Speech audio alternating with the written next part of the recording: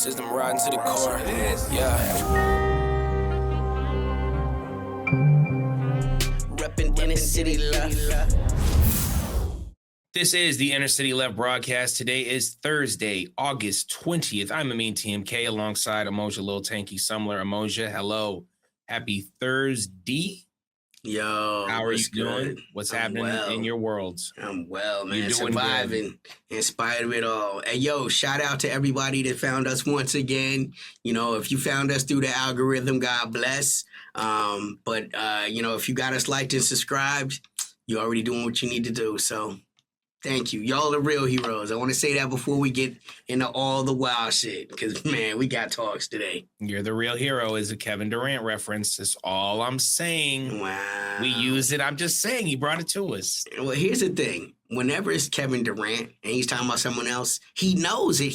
He's not the hero. So you might be the real hero. I know it's not me. You know what I'm saying? I'm the villain for sure. I'm the villain. Yeah. Okay, anyway, yes, let's talk about some geopolitics if you want, if that's a cool vibe with you. Let's start here. We'll start here because we have been hinting at this. It's not like we just bringing this up out of nowhere. We've already been hinting at this. This is literally today from Sprinter Press. Crisis in the Japanese market, sharp drop in stock prices, and concerns about a yen collapse. In less than 15 minutes, 120 billion evaporated from the Japanese stock market. The U.S. Treasury Department and the Federal Reserve are urgently trying to buy Japanese bonds by injecting dollars in order to prevent Japan from selling U.S. Treasury bonds and debt obligations worth $1.4 trillion on the open market, and to prevent a sharp decline in the value of the yen. Lots to discuss here. Thoughts, just initial thoughts on this. What do you know, and what's kind of happening with Japan's economy? You remember in the last episode how we talked about like some aspects of war are not kinetic war, right? It's not bombs, you know, planes and soldiers, right? Economic. This is another example of economic warfare being levied against the United States allies and by proxy, the United States. Now, what do I mean by that? What got the Japanese economy in so much trouble? You couldn't buy any oil, right? Japan is one of the most oil-dependent nations in the world. True facts. The Japanese in World War II, in many ways, attacked Pearl Harbor as a reaction to being further oil starved, right? And this is back before World War II, well, depending on where you frame it, right? There was something called the American, the British, and the Chinese, and the Dutch embargo, which didn't allow anyone to trade petroleum with the Japanese. Years later, that led to Pearl Harbor, right? In an attempt to be able to break that blockade. Nothing has changed with the Japanese as far as their inherent desire and need for petroleum. They are a highly industrialized nation with just very little energy stores. So when there was a squeeze on the petroleum markets worldwide and all of the gas cost more, all of the petroleum cost more or worse, you had to pay for it in renminbi to even get it out of the Persian Gulf. This created a huge liquidity crisis, right? And nations that their strategic petroleum reserve ran low early had to do whatever it took to get that petroleum. So this created a huge dollar shock all across the global financial system. People think that China is the world's largest holder of American debt. That's not true. It's actually the Japanese. So what did they do when they faced a liquidity crunch?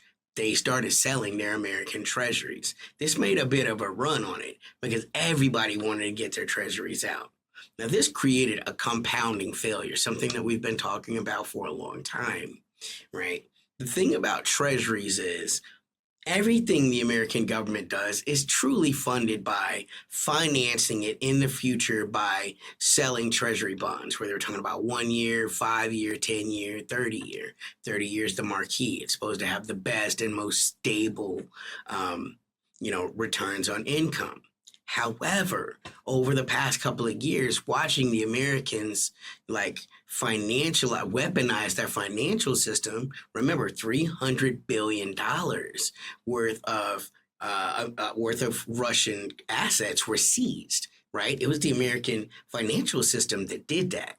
This makes countries less inclined to want to buy 30-year bonds because you worry, right? Over those 30 years, what might I do to piss the Americans off and make them take my money, right?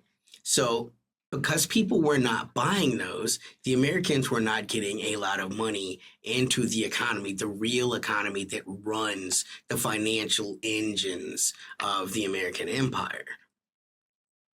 At the worst time ever, the yen, they're having to sell all of their treasuries, and this is making an even bigger run. Not only are people not buying these annuities, they're no longer even letting them mature, right? So they're cashing them out and they're not rolling them back into new bonds.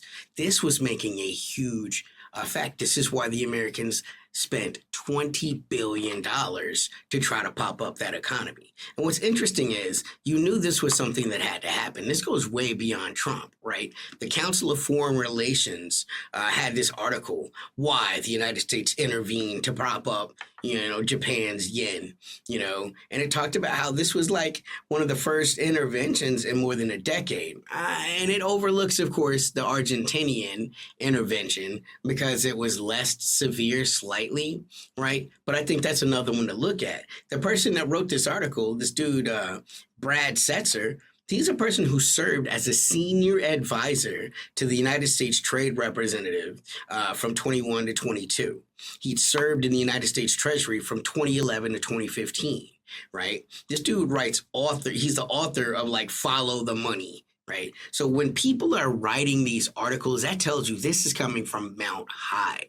Japan is meant to be America's premier colony. And if Japan finds itself insolvent, that threatens the entire arrangement, And it makes it easier for countries like China, who are the second largest holder of American debt.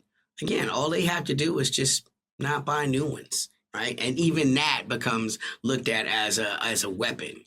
Scott Besson does all of these things to try to encourage the Chinese to buy 20-year, 10-year American debt, 30-year American debt, all while being in a political environment that demonizes the Chinese for owning American debt, yet knowing that if the Chinese don't buy American debt, the economy will fail. And this is what China's just been doing. China's just simply not been buying new American bonds, instead investing in infrastructure in the third world, and the global South, as the nomenclature today would state, and buying gold.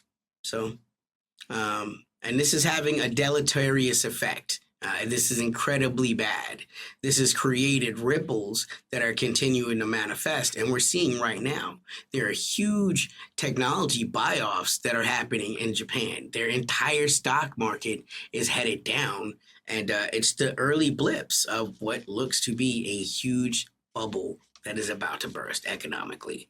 And the Americans are just beginning to feel the pain, but it's going to get much worse. Speaking of Scott Bassett, this was him a little earlier today. Anything that happens within a 24-hour period is noise. And, I think this is when someone asked him about the $40 trillion deficit the United States is under, that just passed the $40 trillion debt or whatever. I don't want to say ceiling, whatever it is. And they were talking to him about the yen. So this was his response. Of course, now it doesn't want to work.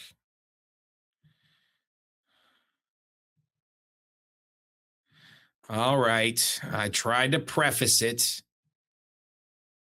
All right, come on. So weird, right? It's the CIA doing this. Yeah, I'm working it out, but yeah, basically he's While it loads, I'll talk about. So we have something from the Department of the Treasury, and when it comes in, I'll just let it go. And it's talking about the Treasury announces increased sizes of nominal long-end liquidity support buybacks. Like that is a huge garble of words. And what that really means is because no one is buying a 30-year debt, right? And a lot of these debts are coming online and they need a quick injection of cash. America is issuing 1-year bonds, right? And using the money that they're raising from that sale to pay off these 30-year bonds, right? So this is artificially injecting a huge amount of cash into the economy from nowhere, you know. You're literally borrowing from the future to pay, from the near future to pay for the long future. It's a Ponzi scheme. Yeah, well, I mean, again, sorry about the thing. StreamYard, what's going on, guys? It's up there, and then it's not out there. But basically, Scott Bessa, what he was talking about, he was basically saying that the $40 trillion is just an opportunity for the United States to grow. It's just an opportunity to grow out of. And then when he talked to the reporters about the yen and the bond crisis, he was like, well, it's just 24 hours. You can't predict anything in 24 hours. And then he also mentioned, and this was kind of the strange thing that was kind of off the cuff. He was like, we have a surge in oil prices, which I don't understand, by the way. I'm pretty sure that it was verbatim about what he said. And I feel like it's one of those weird things because it's like, well, everyone else knows. So Yeah. again, they keep pushing the whole, and again, this happens a million times. They keep pushing the Biden narrative. Oh, look at what we inherited, this kind of thing. And it's the same tired rhetoric, man. I just wonder Every president that ever was inherited an economy, right? So you either have to move past that, or just live and die by that. But it's not exactly as if this president has been a fiscal conservative by any measure. We've talked about at length the number, the global number of what the Iranian conflict has cost just so far. They stopped doing quick counts, but at last count, we were already over $113 billion that they had spent on this war. So like when you're talking about, you can't be like, oh, the reason why the economy is struggling is because COVID. We inherited Biden's COVID economy.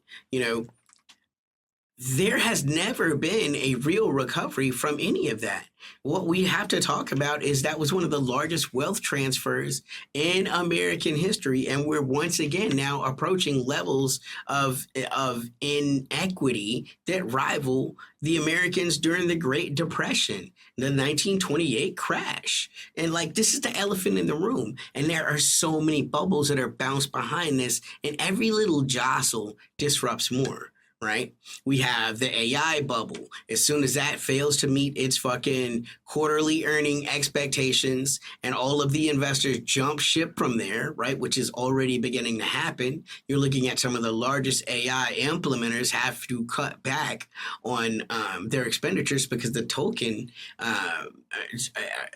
token charges are too high. Corporations like Microsoft, which are huge investors in the whole AI platform, where it's been forcibly implemented in all of their programs, whether you want it or not. Companies like Google that have forcibly implemented all of this AI utilization, they're coming to find out that these models' token costs are too high, even for these corporations. And so now they're stuck, right? And they're in these positions where they're going to have to rehire a good percentage of people that have been laid off due to AI automation. Come to find out that AI was unable to do, right? So as soon as that happens, when you're already compounding this with an inherently unstable treasuries market and the very real the very real decrease of material goods caused by the hangups and of the lack of flow coming from the Persian Gulf,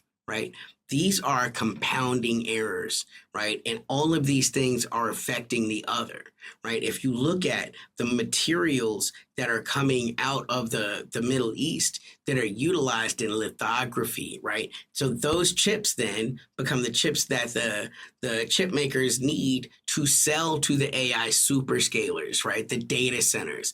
All of these things are not meeting their deadlines. And these are the ways where, even without firing missiles, Iran is continuing to put pressure on the American economy. And Yeah. yes, gas prices are going to go up. Diesel for the first time ever has went past jet prices, jet fuel. And if everything moves on diesel, all of the boats that are moving the freight, that are moving the vegetables, the all of the instruments that are utilized, the tools that are utilized to farm, all of the tractors, all of that is diesel.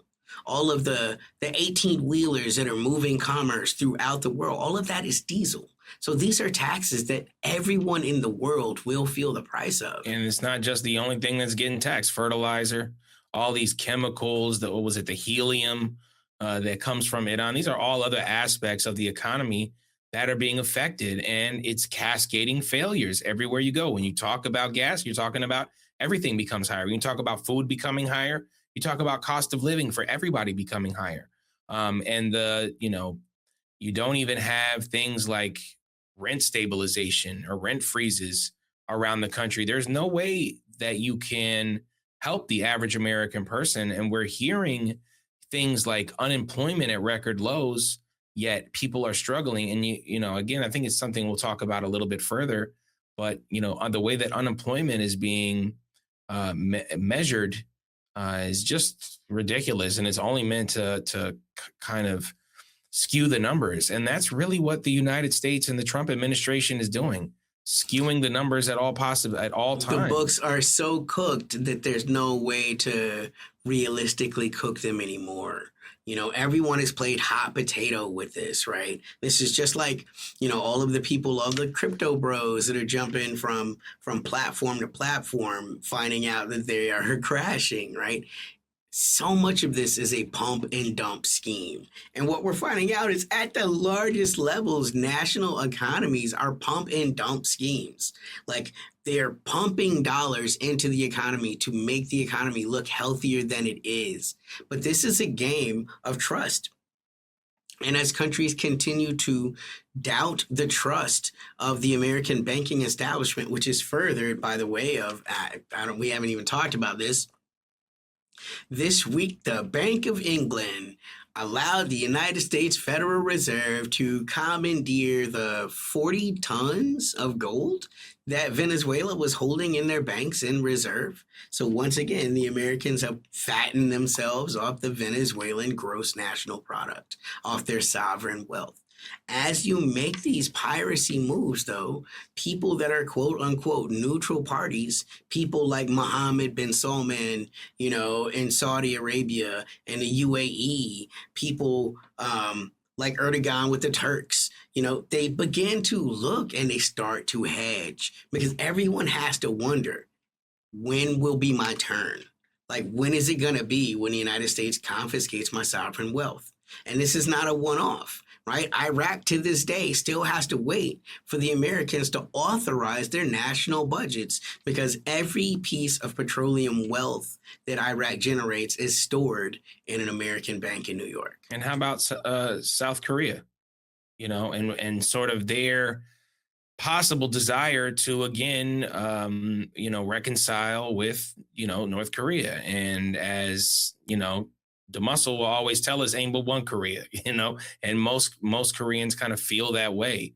And in the United States, and you can look at Japan right now, when you're tied up with the United States, and I think what Japan is the number one holder of U.S. debt, you're not going to get that money back. I mean, that's just the price of the game. And Japan facing an economic collapse that they haven't ever felt, at least in a long time, because of, the the whole reconstruction, and they're just kind of being a retail and production economy, in which now is dominated by China.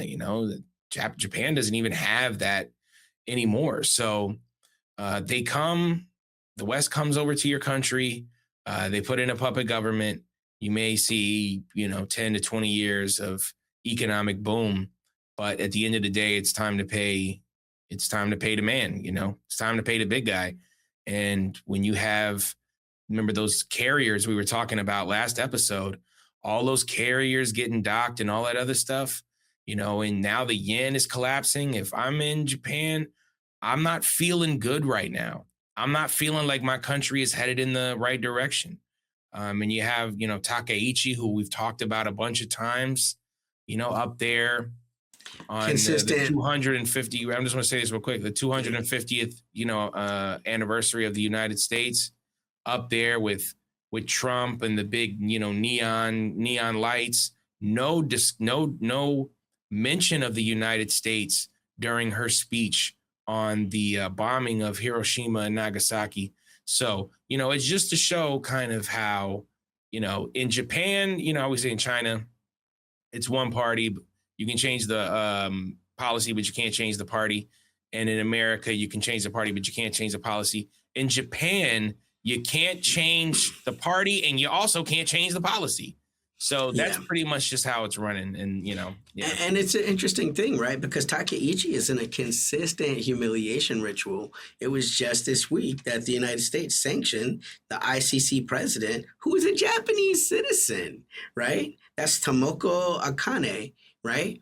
And what is essentially the leader of the country? She has to acknowledge that these sanctions exist. She says they're unfortunate, right? She doesn't criticize the United States. She doesn't say that we will do everything we can to, protect the sovereignty of our citizen, right? They just sit there and take it, And again, I just want to remind you that these are all from politicians in America that claim to be tough on crime. Imagine if some mafia organization, started harassing judges around the world and threatening, to destabilize their entire financial situation, right? This is what is legally happening right now, and again, this is like, no one in America lifted a finger to do anything when the ICC made their warrants against Putin, right? On the most specious, look, you can like Putin or not like Putin. I think that is irrelevant, right? But when we're talking about what the charges were that were raised against him as far as the ICC goes, it was literally taking the children of the Donbass out of a war zone where we already know that the Ukrainians are willing to drone colleges and kill children. Like, this has happened more than one time. And these are the literal charges that are against Putin, right? Whatever you think they are, those are what they are. I think that's a perfect time to pivot. It ain't going well, man. It ain't going well for the people in Kiev. For our podcast listeners, these are massive explosions happening in Kiev right now. From DD Geopolitics, about 20 ballistic missiles hit Kiev in 15 minutes. Russian strategic bombers are also airborne. Tanky, we were talking off camera, and you was showing me some of the strikes that were coming from Russia on Kiev every hour, or every 2 hours, massive strikes hitting Kiev. What kind of has been going on there the last week or so? When you follow open source intelligence, right? Because again, all of this stuff is out there. If you know where to look. Just the whole day, my phone is just blowing up, right? Like, for those of y'all that still foolishly hang on to this belief that like there's some kind of competition between peers that's happening between Ukraine and Moscow. Remember, we told you in the last episode, Russia fended off. This is not me picking sides. This is just documented truth. There was a drone attack of more than 500 drones launched at Moscow. Every single one of those was destroyed. Those were just drones. The very next day, the Russians retaliated. They launched 22 Ha-101 cruise missiles. They launched 16. Let me give you those numbers again. So 22 Ha-101s were launched from the Tu-95 strategic bombers. 16 more were launched from the Tupelo 160 strategic bombers. 9 Zircon hypersonic cruise missiles were launched from their Navy. 4 more, so that was a total of 13 Zircon hypersonic. These are hypersonic missiles, right? These are things that don't even exist in the American military yet, right? Short of, again, like nuclear missiles, right? Like if you launch a Minuteman, that's technically a hypersonic. Other than that, they don't really exist in the American arsenal. What else? 8 Iskanders, right? So you had a total of, just over the last night, 38 Ha-101s, 13 Zircons, 8 Calibers, 8 Iskanders, 8 Ha-59s, and 2 Ha-23 ballistic missiles. That's in one day. That's 75 missiles, of which over 90% of those impacted their targets all throughout the country, but mostly Kiev. This is the capital city under missile fire, right? Because once again, air defense is gone. It's gone. All of it is in the Middle East. The Americans have all of their air defense tied between the Gulf states, Jordan, and Israel. They've pulled back all their systems from allies all over the world, including South Korea. And just as a matter of personal fact, Trump doesn't like Zelensky. Zelensky doesn't like Trump. So there's no reason why Trump is going to do the things for him that Biden did, right? Zelensky's talked a lot of shit about Trump all these years. Trump is now like, eat it, bro. Like, and that's just the reality of how petty presidential politics are on an international level often, you know? Zelensky has tried to embarrass the American president by, they had a whole little propaganda campaign showing all of their Patriot batteries out there. Like, all we need are the missiles from America. You're not going to shame the American military complex into fixing your problem. You know what I'm saying? You got to kiss the ring, and it's too late for that. And at the end of the day, there's no amount of missiles that the Americans can provide that's going to provide the safety that Zelensky wants. There is no military option. And the Americans are essentially pulling out of the, when you continue to, it's a fallacy of sunken cost fallacy, right? The Americans are pulling away from their sunken cost fallacy. They're like, look, Ukraine is done. We can't save them.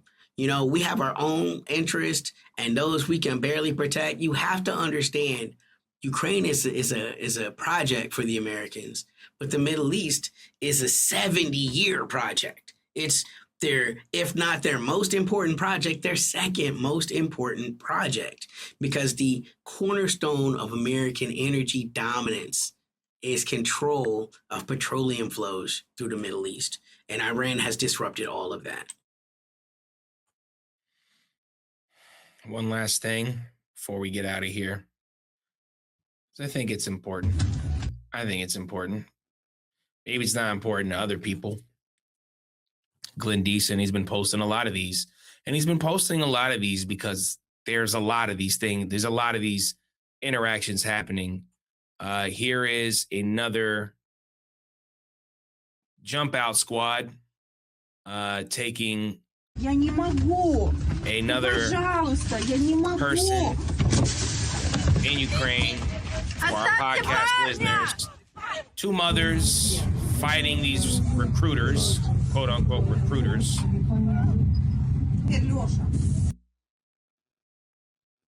they want to mess with they won't nothing play for me today, Tanky. I feel like we seen enough though. You know what I'm saying? It's like this stuff lot. is graphic, and we don't show this because we love to show this. We show this because there's still these crazy ass rad libs that be out there like Ukraine is fighting for freedom. The person that just got suspended as the Minister of Defense in Ukraine. It's just like, don't you think it's about time we had an election? To which Zelensky has once again shot that down. Okay. So the calls are coming from inside the house. Yeah. Okay. Like, stop calling Ukraine a democracy. Democracies require elections. And I want to mention this because this is a popular retort, and we get in our comment section. If you guys follow us on Instagram, our comment section. Oh my goodness, is always going crazy in there. I heard someone was like, I wish I could just pull it up for you. Someone was like, in the Constitution, it allows them to not have an election because of martial law. But as me and because we're very into these types of things in the weeds, some would call us sickos. Some of the things we get into. Yeah, there is an ability to use martial law to stop elections. And I think the maximum is like 18 months. And we are literally 3 years past that. Whatever they say about first of all, Ukraine is younger than me. I mean, stop pretending like this Constitution is not an ancient culture. It's not an ancient text that was written by the forefathers of Ukraine. No. So miss me. And even within that framework, they've already violated. You've already said it. It's less than 18 months. And he's extended that 3 times. You can't keep doing that. This ain't the defense minister is hardly the first person to call for elections again in Ukraine. Okay. Zelensky, who was the first commander in chief of the army during the war, he got fired asking for elections. You know what I'm saying? The call is coming from inside the house, and it's continuing to get louder. You can't explain why evil Russia is able to have even imaginary elections. At least they're having them. If you think they're imaginary, I encourage you in the comments to show me exactly how they're fake, right? And how I guess you guys would rather the Communist Party of Russia to win since they're the second largest. Are you for? Party in Russia? Which party are you for? I just want to know, Tanky, for me personally, if you don't like Putin, what the alternative do you like? This is what I get sometimes. Oh, I don't like either of them. Okay, what's the alternative? See, we actually say alternatives when we say don't vote for Biden or Kamala or Trump, blah, blah, blah, blah, blah. And we're like, hey, what about Green Party? Hey, what about PSL? Hey, what about, Libertarian or something else? We just say vote third party. But they're like, it's nobody there that can do it. Well, you got to choose somebody. So let me know who the opposition is that you like, what you like about them, and let's move forward from there. Because if not, you're just saying things. And the operative phrase is choose, right? No one in Ukraine is being allowed to choose at all. Ain't no choosing. And people are literally getting grabbed off the street. They're beating up women and children and kidnapping people to force them to serve in a war that everyone acknowledges can no longer be won through military means. Even the freaking Economist, hardly some bastion of communist thought, has written about this within the last month. Yeah. They don't want to let me show the videos, man. What are they doing? Anyway, it's fine. I'm over it. Let's give a shout out to our podcast listeners. Don't worry, you didn't miss much today, guys. StreamYard giving me the runaround. But we're available everywhere you find podcasts, Spotify, Apple, etc. Patreon.com/InnerCityLeft. Love you like cooked food. Y'all are the real heroes. Kevin Durant reference. Fables, Foibles, Other American Sins available in the bio, in the comment section, in the description. And subscribe, put your stars in the comments if you've made it this far. One more thing. Tanky, before I forget. Let's see if they'll allow us to do it. It's not a video or anything. August 26th. Fuck is they talking about? Me and Tanky releasing more music, more things to come all the way around for Inner City Left things. Any final thoughts, final vibes, anything we missed, Tanky? Man, keep your eyes on your stocks. Keep your eyes on your bonds. These bubbles are popping, man. The bubbles are popping, and that's going to change culture around the world. Yeah, facts. For Amoja, Lil Tanky Summer, I'm Amin TMK. This is the Inner City Left broadcast. Peace. System riding to the core. Yeah. Reppin' Inner City Left.